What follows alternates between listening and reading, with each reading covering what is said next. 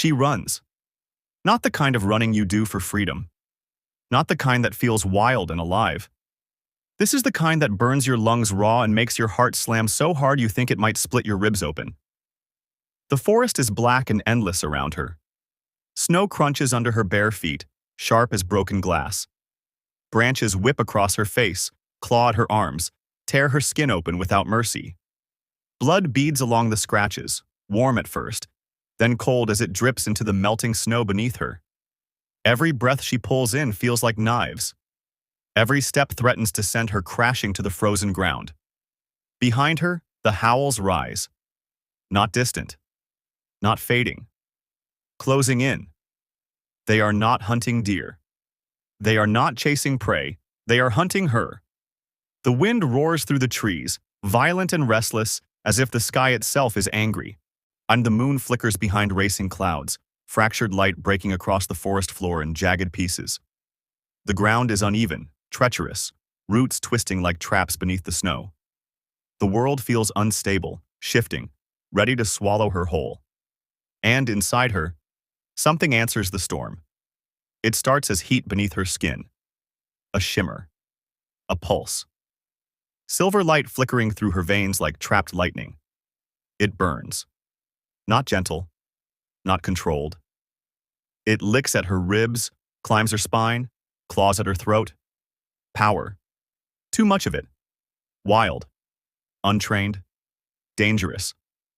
She stumbles, catching herself against a tree, fingers digging into bark. Not now, she whispers, voice shaking, breath fogging in the air. I can't lose control now. Because if she does, the forest won't be the only thing that burns. Another howl tears through the night. Closer. Closer than before. The sound vibrates through her bones. She turns her head just for a second, and she sees them. Glowing eyes between the trees. One pair, then three. Then too many to count. They step forward slowly, confidently, forming a circle. Snow crunches under heavy paws. Their breaths steam in the cold air. They are patient. They know she's weakening. Her pulse pounds in her ears. Fear presses into her lungs. Not just fear of dying. Fear of what she might become to survive. The silver fire surges again, brighter now, tracing faint lines beneath her skin. The wolves hesitate for half a heartbeat. They feel it too. The wrongness. The power. The threat. And if your heart races for stories of rejected mates, hidden power, and alphas who fall to their knees for the wronged, subscribe to Moonlight Mate's story. Because tonight, destiny hunts. Destiny hunts. And then, something else answers. A growl cuts through the night. Not wild, not frantic. Deep, controlled, commanding. It doesn't echo. It lands. The circling wolves freeze mid-step. Their ears flatten. Tails lower. The air shifts, tight and electric, like the moment before lightning strikes. From the shadow between two ancient pines, he steps forward. He doesn't rush. He doesn't bare his teeth. He doesn't need to. Tall, broad-shouldered. Snow clings to dark hair that falls across his forehead, unmoving despite the wind. His coat hangs open, unbothered by the cold, revealing muscle carved by battle and leadership. There is no panic in him. No hesitation. Only authority. The wolves that hunted her lower themselves instinctively, heads bowed. One whines softly. Another backs away without being told. He hasn't even looked at them yet. His eyes are on her. Golden, steady, assessing. Enough, he says quietly. That's all. The command rolls outward like pressure in the air. The pack obeys immediately, retreating into the trees without protest. No argument, no challenge, just submission. Silence crashes down after them. Her knees nearly give out. She forces herself upright, breath shaking, silver light flickering faintly beneath torn skin. The power inside her snarls at his presence, confused, alert. Then he says her name. Softly. Certainly. As if he said it before. Her heart stops. How does he know me? The wind tugs at her hair, plastering blood-soaked strands against her cheek. She doesn't wipe them away. She doesn't dare move, because he's watching her like she's not prey. Not quite enemy either. And more like a question he's been waiting to answer. His jaw tightens almost imperceptibly. His nostrils flare. He smells her blood. Something dark flickers in his gaze. Not hunger. Not disgust. Something closer to restraint. He steps closer. Not enough to touch. Close enough that she feels the heat rolling off his body, steady and grounding against the chaos inside her. You shouldn't be here, Omega. His voice isn't cruel. It isn't kind. It's a statement. Her fingers curl into fists at her sides. The word Omega slices deeper than the branches did. She lifts her chin despite the tremor in her limbs. I don't belong anywhere. The confession leaves her before she can stop it. His eyes change at that. Not soft, but sharper. As if that answer mattered. The storm continues to rage around them, but the space between them feels unnaturally still, uncharged. A line pulled too tight. The silver fire under her skin pulses again, responding to him in a way it never has before. Not exploding. Reaching. He notices. Of course he notices. His gaze drops briefly to the faint shimmer beneath her collarbone. When it lifts again, something unspoken passes between them. Recognition. Conflict. A spark that feels older than this night. You were running from my border, he says. Not accusing, observing. And your wolves were hunting me. A beat. They were testing you. The words land heavy. Her breath catches. For what? His eyes hold hers, unwavering. For whether you're worth the war that follows you. Thunder fractures the sky, and she does not realize she has dropped into a crouch until the Alpha's shadow falls over her. The sound drags her backward in time. Torches circling, voices rising. The scent of judgment thick as smoke. She had stood in the center of the clearing then, wrists trembling, chin lifted because pride was the only thing they had not yet stripped from her. Her mate had stepped forward in ceremonial black, eyes avoiding hers. The bond had pulsed once, fragile, hopeful, before he severed it with a single sentence. I reject you. Not whispered. Declared. The words struck harder than any blade. Gasps rippled through the pack. Some pitied. Most watched with quiet relief that it wasn't them. She remembers the way her wolf howled inside her ribs, not from heartbreak, but from fury. The silver flame had answered that fury.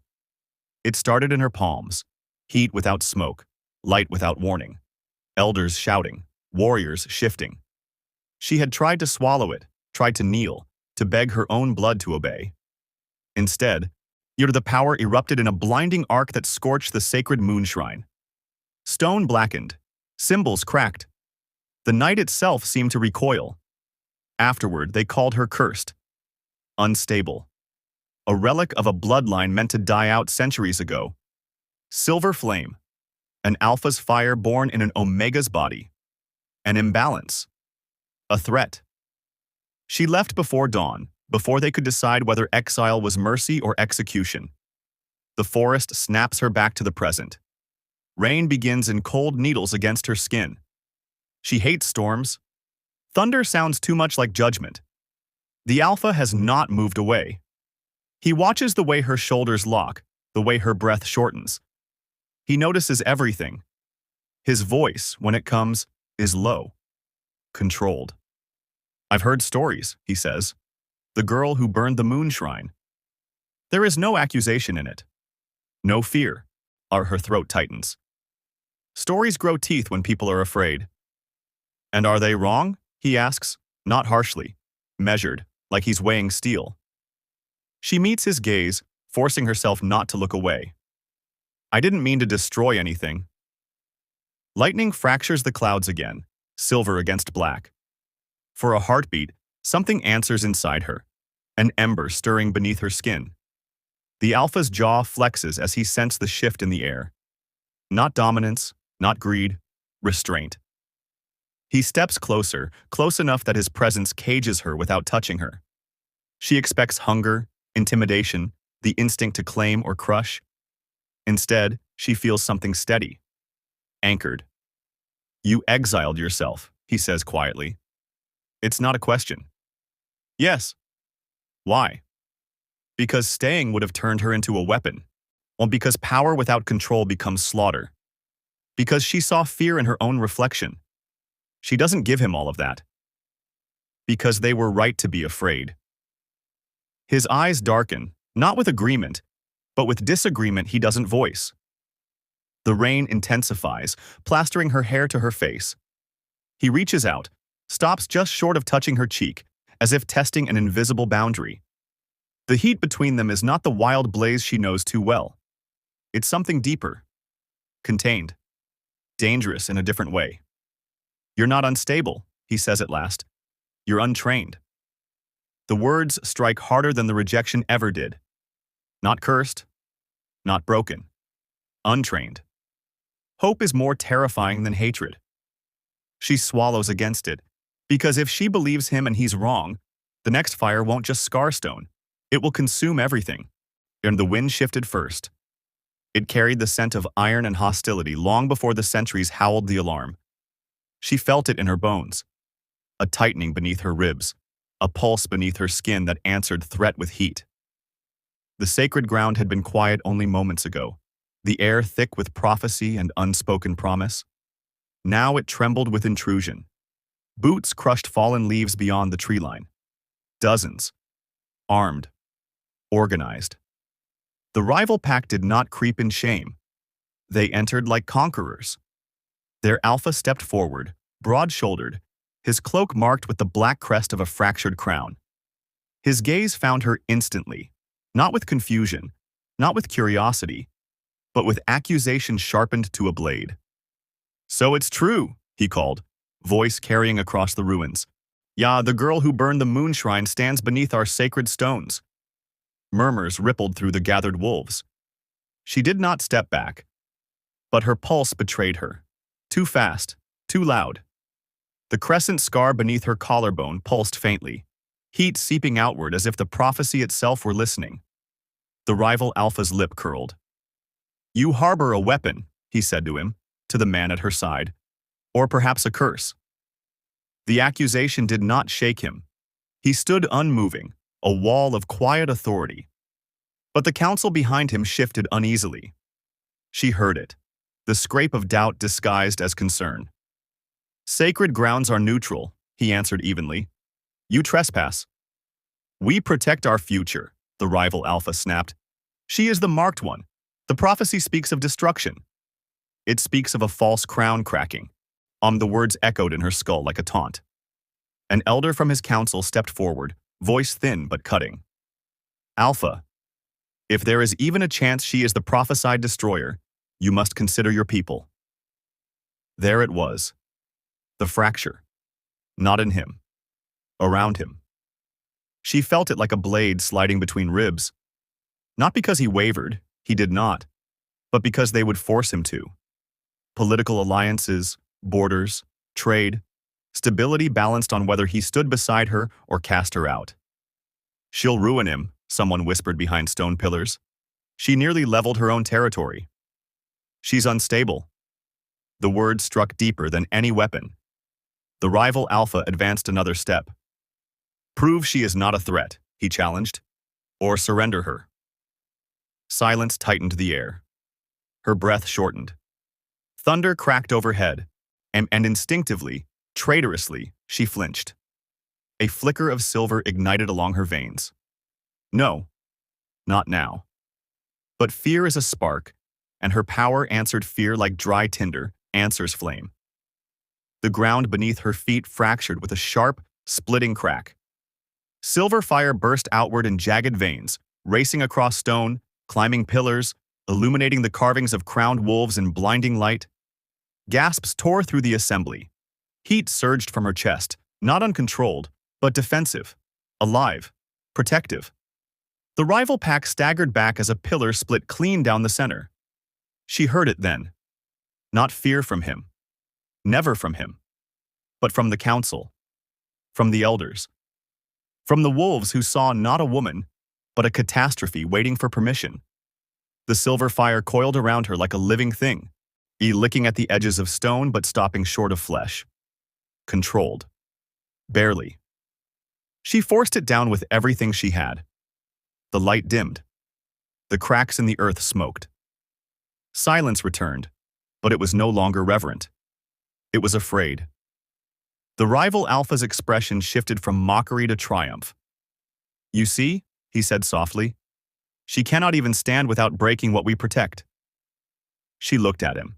The alpha who had brought her here, who had stood steady when thunder made her flinch, who had spoken of destiny without fear. His jaw was tight, his eyes unreadable. Not doubt. Calculation. But calculation could still end with sacrifice. She would not be the wedge that split his pack. She stepped back. The motion was small, but final. "This isn't your war," she said quietly, though her voice carried across stone. I won't make you choose." His gaze snapped to hers, sharp, warning. But she had already made the decision. If she stayed, they would tear him apart politically before they ever dared challenge him physically.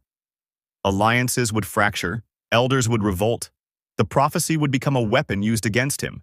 She would not be another ruin at his feet. Silver embers still flickered along her skin as she turned from the sacred ruins. The rival alpha smiled. The council exhaled in fragile relief. And the man who had never once looked at her with fear took one step forward, but stopped. Because he understood. This was not retreat born of weakness. It was protection. For him, for them, for something neither of them had yet dared to name. The forest swallowed her silhouette as thunder rolled again overhead. Behind her, on the sacred pillars still smoked, and the world had made its first move against her. It would not be the last. The forest did not quiet after she left. It watched. Branches scraped against one another like teeth grinding in restraint as she moved deeper into the shadows. Every step away from the sacred ruins felt like peeling skin from bone. She did not run. Running would mean fear. And she refused to let them scent that on her. But she felt it. Not fear of the rival pack. Fear of what she had seen in the eyes of his council. Doubt spreads faster than fire. Behind her, voices rose again. No longer explosive, but sharp. Negotiations disguised as strategy. Accusations dressed as caution. She didn't need Wolf hearing to know what they were saying. Cursed girl. Unstable power. Political liability. The words scraped inside her chest, or a branch snapped ahead. She froze. He stepped out from between the trees, moving fast enough that only someone trained in command could look that controlled while breaking rules. He had left them. Left the council mid-argument. Left the rival alpha standing in his territory. For her. "You don't get to walk away from this," he said, voice low but edged. She held his gaze. "I just did." His jaw flexed. Rain began to fall, light at first, misting over the cracks, still glowing faintly on her skin. The crescent mark beneath her collarbone pulsed once, as if responding to his proximity. "They were going to force you," she said quietly. "You heard them." "I heard fear," he corrected. "That fear will turn into rebellion." He stepped closer, closing the space she had deliberately created.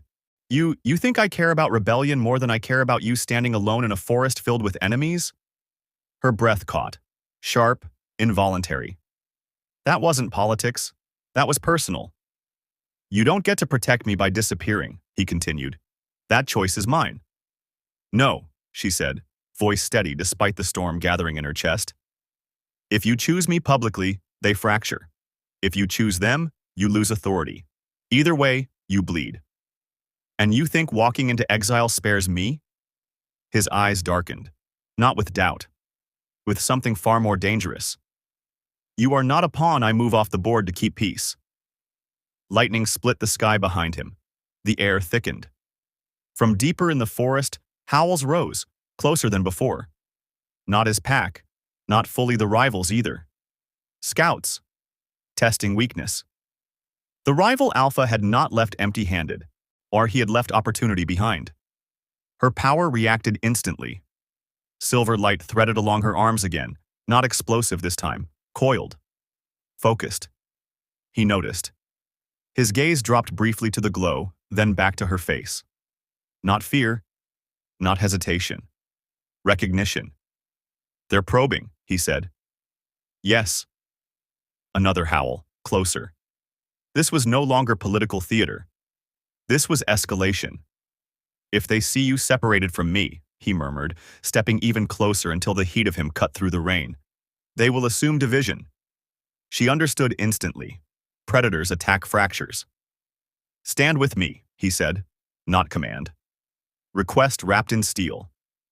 Not behind me, not away from me, with me. Footsteps moved through the underbrush. Shapes circled beyond sight. Her heart hammered. Not from fear of them. From the choice in front of her. Stay and ignite war. Unleave and invite pursuit.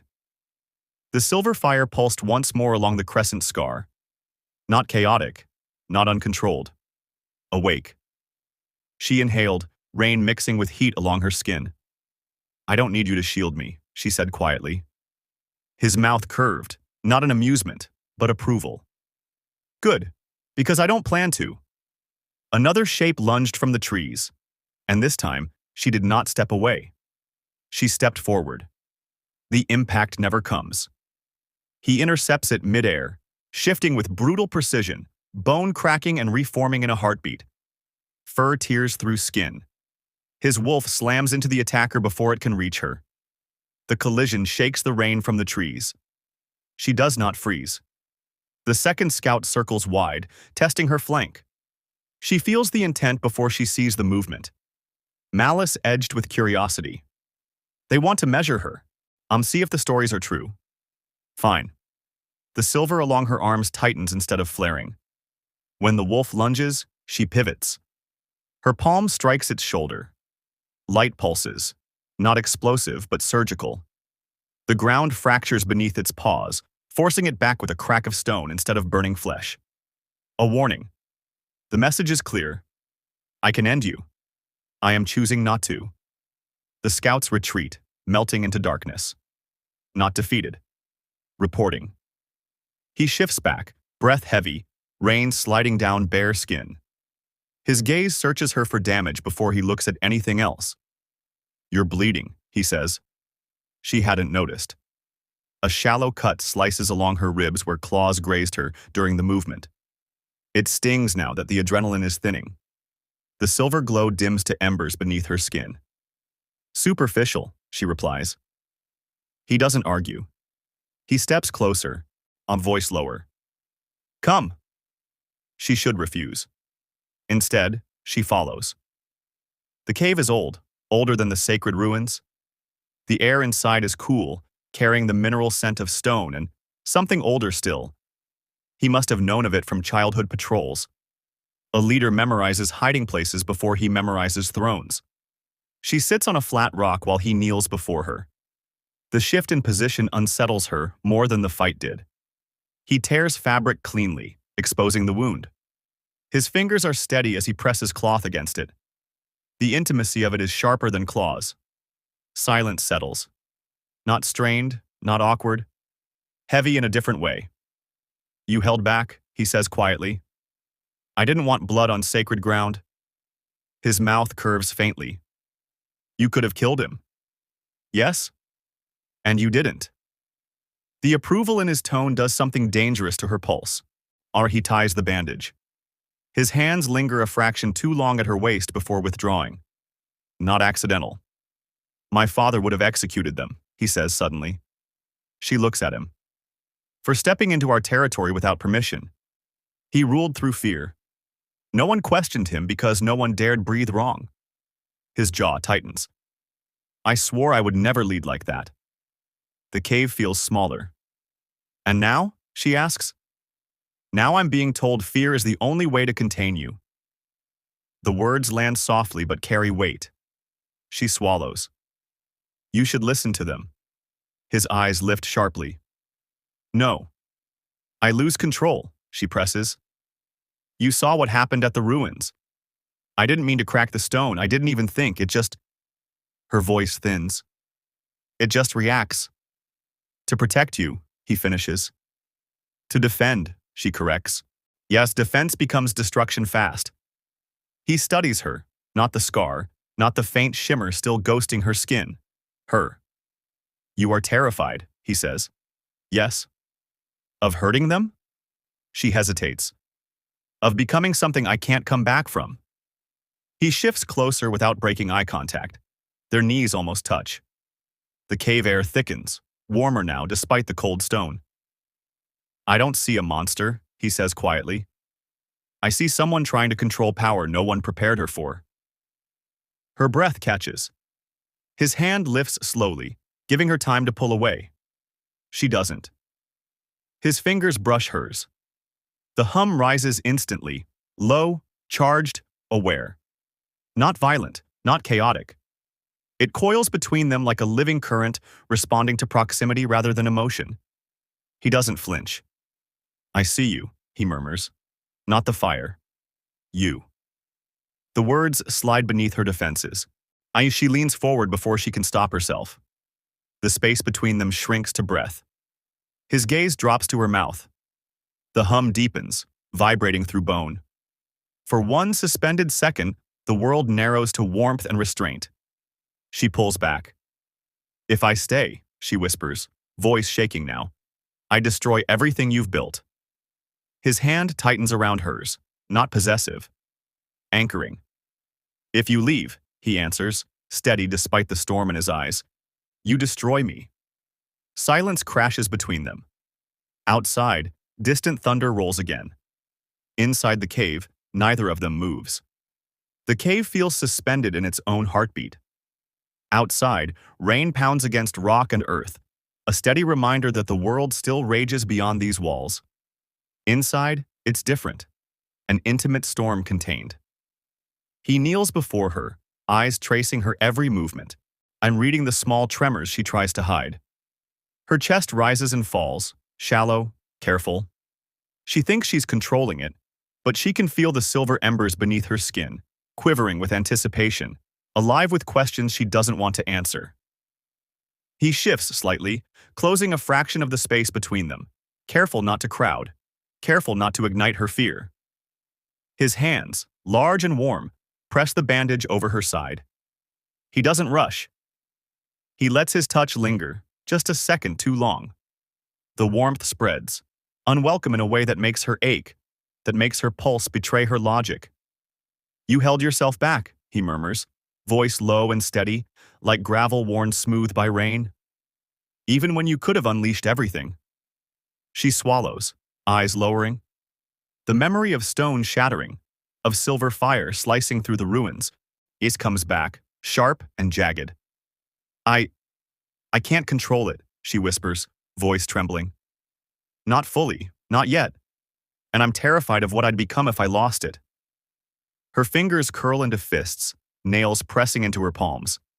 She can feel him leaning closer, drawn not by the fear, but by something in her he recognizes. Something he doesn't try to name. I don't see the fire, he says, almost reverently. I see you. The words hang between them, heavier than stone. They press against her, tender yet insistent, pulling at corners of her heart she hasn't allowed anyone to touch in years. She wants to reach for him, to close the gap that seems impossibly thin, yet impossible to cross, but the fear in her chest coils tighter. If I stay, I destroy everything, she whispers, voice fragile, trembling under the weight of truth. He tilts his head, eyes burning with an intensity that makes her body hum, makes her wolf stir in the deepest part of her chest. And if you leave? His voice is soft, but it carries the gravity of mountains. You destroy me. Silence settles, thicker than the storm outside, heavier than the fear they both carry. The silver fire beneath her skin flickers, responding not to anger, not to attack, but to proximity, to trust unspoken. Their hands touch again, brushing. A hum vibrates through bone and sinew. It's electric. It's terrifying. It's magnetic. She almost leans in, her lips brushing the shadow of his mouth, the faint scent of him pulling her closer than reason allows. Almost. Her eyes flicker with conflict, the storm of fear and desire warring in her gaze. One step, One motion, one heartbeat could change everything. But she stops, inhaling sharply, letting the world, this fragile, intimate bubble of quiet, breathe between them. His gaze doesn't waver. Not an inch. Not a flicker. And she feels the weight of unspoken promises pressing down on her. The uncharted danger of letting herself care, of letting herself trust. Outside, the storm roars. Inside, the storm is theirs. And she realizes, control is never truly hers. Not in power, not in heart, not when he's near.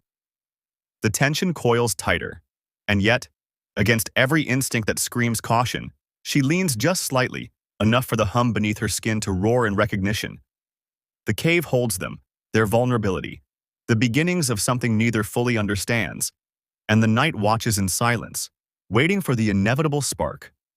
Every breath between them carries choice, every glance a threat, yet every unspoken word a bridge to the destruction or salvation neither dares yet name. The cave, the storm, the silver flame, they are all alive, and the bond forming in that suspended moment is heavier than fear, sharper than claws, and infinitely more dangerous than either of them could imagine. She doesn't speak. He doesn't move. And yet, the world has shifted on its axis. The chamber, once sacred and hushed, feels like a trap snapping closed around her. Torches flare against stone, throwing jagged shadows across the faces of the council and pack. Every eye is on her crescent mark, glowing faintly under the torchlight. Whispers twist into shouts. Destroyer, cursed, Omega, no one should trust. The words hit her like steel, each one slicing through the tentative calm she'd carried since finding him. She turns to him, searching for the warmth, the steadfast presence she had clung to. For a moment, she sees it flicker. His jaw tightens, his eyes conflicted. But the hesitation, that small pause, feels like betrayal amplified. Time stretches, each heartbeat a drum of dread. Guards shift forward, weapons glinting. The room smells of wax, sweat, and fear. And in that instant, she realizes, even he, the one who claimed he saw her, can't shield her from their world. Her chest tightens.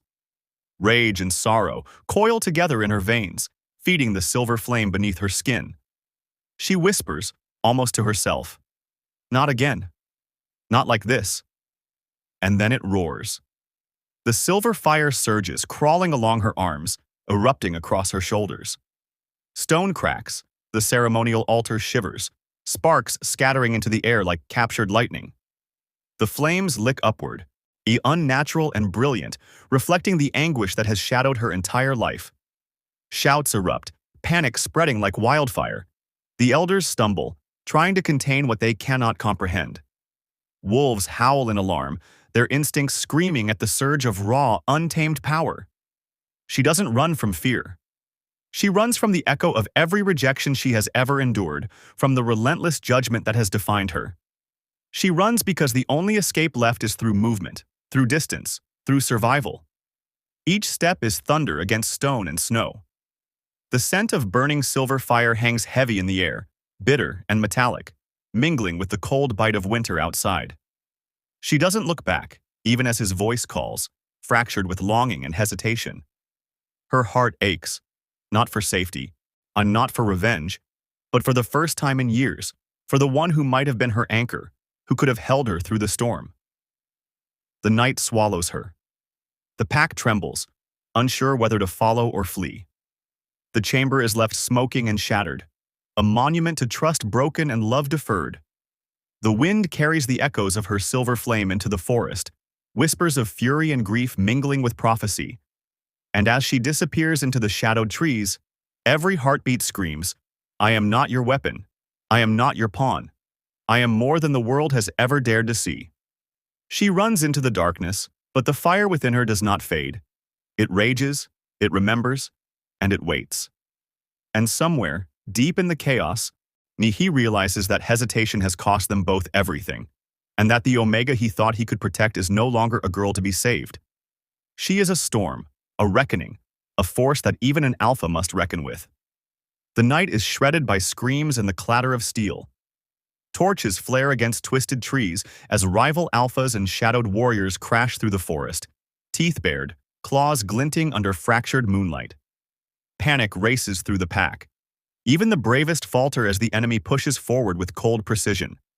Smoke curls from burning brush, mixing with the metallic scent of blood, filling her lungs with tension.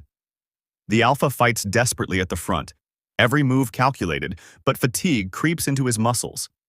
He glances back, eyes seeking her, pleading silently for her to stay hidden, but she is already moving. A flicker of silver light pulses beneath her skin. The heat of her flame burns in her chest, coiling up her arms, warning her of power long denied. She breathes in the cold, the wind lashing her hair into her face, and steps into the clearing where the ritual unfolds. Shadows twist across broken stones. Innocent wolves cower, unsure, trembling under the weight of imminent disaster. Her heart hammers, not with fear, but with the clarity of purpose. She is the shield now, the force no one dared to embrace.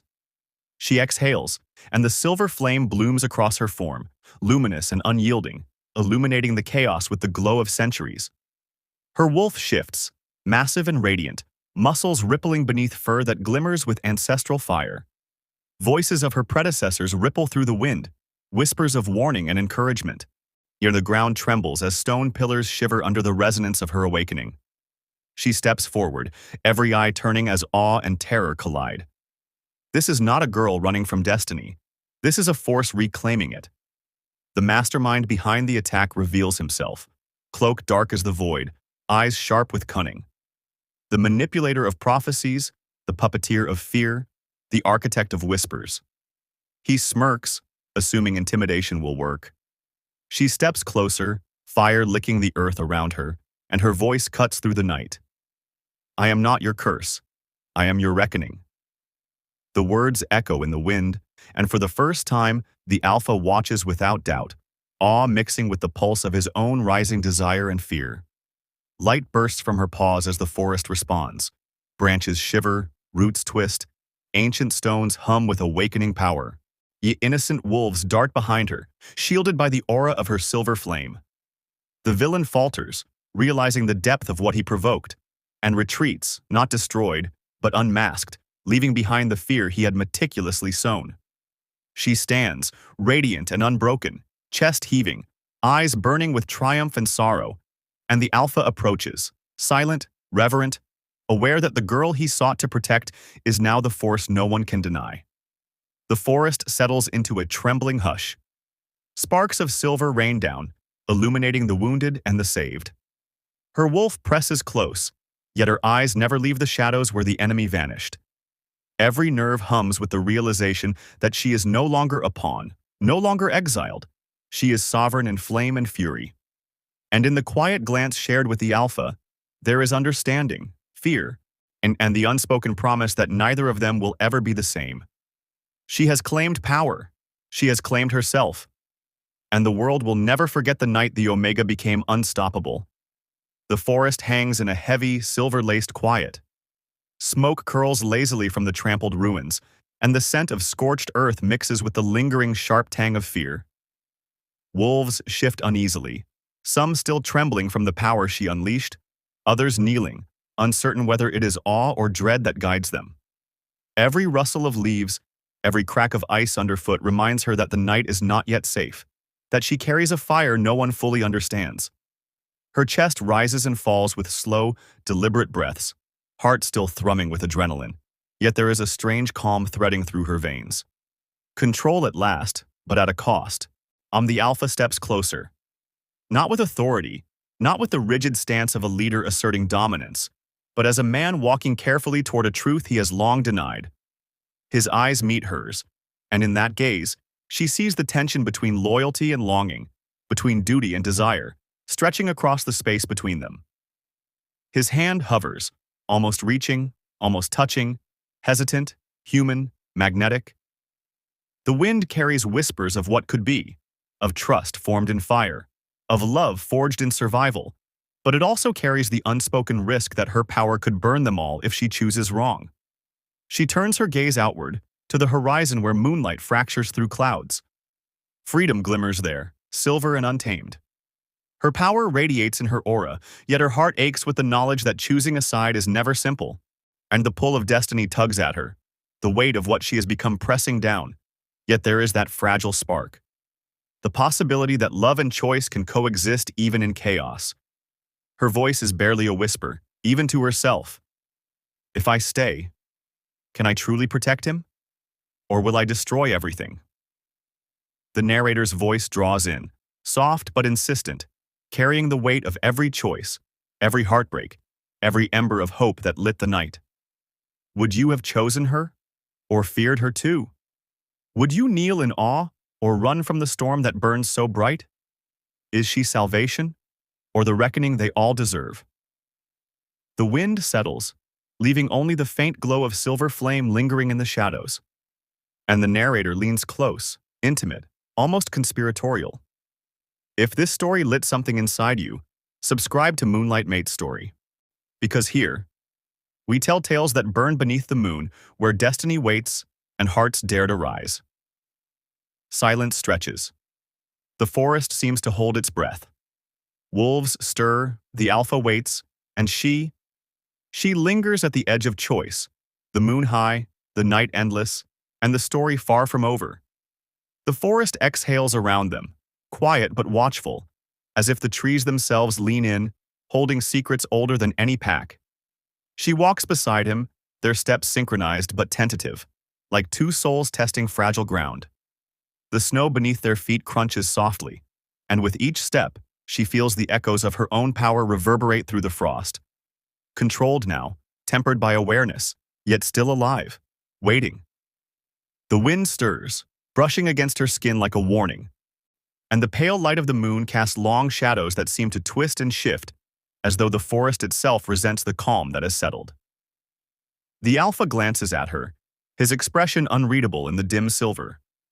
There is admiration there, yes, but also hesitation, the weight of unspoken truths pressing against his chest.